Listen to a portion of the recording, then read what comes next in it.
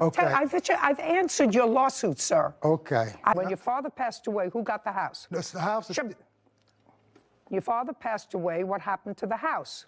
the house is still in probate. Oh, So okay. during the probate thing, I had to have permission to take anything out of the house. Forget. I'm telling you Okay. I've answered your lawsuit, sir. Okay. Donnell Joseph claims his niece, Tina Williams, and his sister, Martha Williams, threw away his personal belongings. Tina and Martha are countersuing for the cost of a cleaning crew. I asked you if the house is still in probate, which is unfortunate because people didn't take care of the business. Who are the beneficiaries of the sale of the house? Me, my sister LaWanda, my half-brother Justin Joseph, my sister Sherry's 2 sons. Okay, let's try to clarify this. Are you the executor of the will? There's no will. My mom's the administrator of the probate. And I just got to be administrator. We had to go back and forth to court. We had no way of getting in and out of the house because we had no keys. Okay, and your father, I assume, had no will. He had no will. What's the value of the house? Well, we don't know because since Martha became the administrator, Just a second, what's the address of the house? My mom had the house appraised at $250,000. She's going to tell me.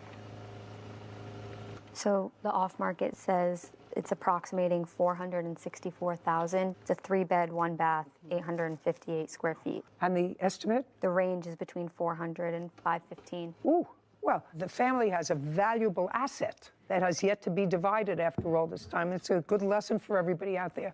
Make a will. Now you can tell me. Thank you.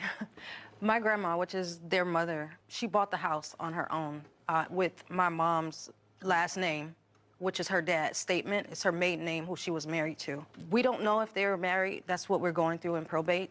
It's a process. But the beneficiaries would be Donnell, my mom, and 2 heirs of a deceased sibling. Donnell has also been in jail for most of my life. He hasn't been to California at all. So I wanted to back that up as well. Well, he's not entitled to anything. Okay. If he wanted these items that were valuable to him, he should have taken them during his 64 years. The most safest place that I had in the world for my valuables to be held was my father. If you own a home in New York with your wife and you had an opportunity to take these valuable things because you said you visited with your father after 2009, then you should have taken them. And don't tell me it was the safest place because... Not only the safest thing, but my father... He lost 2 sons. And the only thing that he had in his house is the things that was left over from his children. And to take anything that was of value away from his children would have hurt my father. So the safest place for all our property. Mr. Joseph, you don't think you're going to prison hurt your father? Yes. Okay. That's why I changed my life around. Let's get real. Okay. You're not getting any money here. Okay. You're going to wait for probate. And in the probate procedure, which hopefully won't take forever, but it clearly can because people are irresponsible and don't create a will, it is likely that you will have part of the proceeds of this house.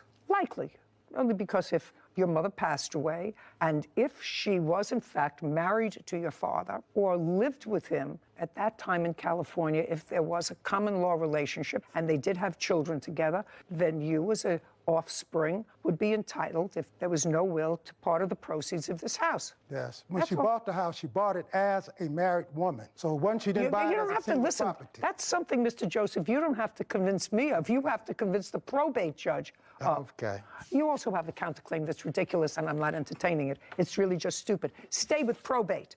When is the probate proceeding supposed to be finished? Well, we're going through mandatory settlement. One thing I want to say, Your Honor, however this probate is, I wanted to, the property has lost this, but I lost a sister in this process. He said he was. And it makes no difference of how this go. I lost a sister. My niece, she's something else, but I love my sister. This isn't the probate court, Mr. I love Joseph. my sisters. This is not the probate court, Mr. Joseph. And I suggest that if you love your sister... She know I love her. Just a second. If you love your sister, and you're 64 years old... to me. And you're 64... When you know I love you. Shh.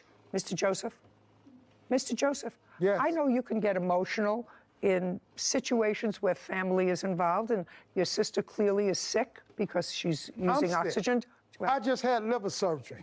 Mr. Joseph, what I'm telling you is, if you have an opportunity in the probate court, I'm actually telling this to both you and Miss Williams, if you have an opportunity at your age and your stage to settle something that gives each of you something, maybe less than you would get if somebody was disinherited. But at this stage in life, at 64 years old, somebody who just had liver surgery and someone who must rely on oxygen in order to breathe, my common sense tells me that what you do is not to give the whole thing away to lawyers who are there sucking up whatever profits there are going to be in this house. Because if the house is worth $200,000, you're going to get a bill for $140,000 for the probate administrator, for the lawyers, and you're going to wind up with zippity-doo-dah. So I would suggest that you all take a deep breath and say, whatever it is, let it be finished. You have no case, Mr. Joseph. Rely on the probate system. I wish you good luck. I said your countersuit's ridiculous. And I'm dismissing. I have proof. I want to tell you something. Your countersuit for having to rehire somebody to move is ridiculous. I'm telling you, rely on the probate court.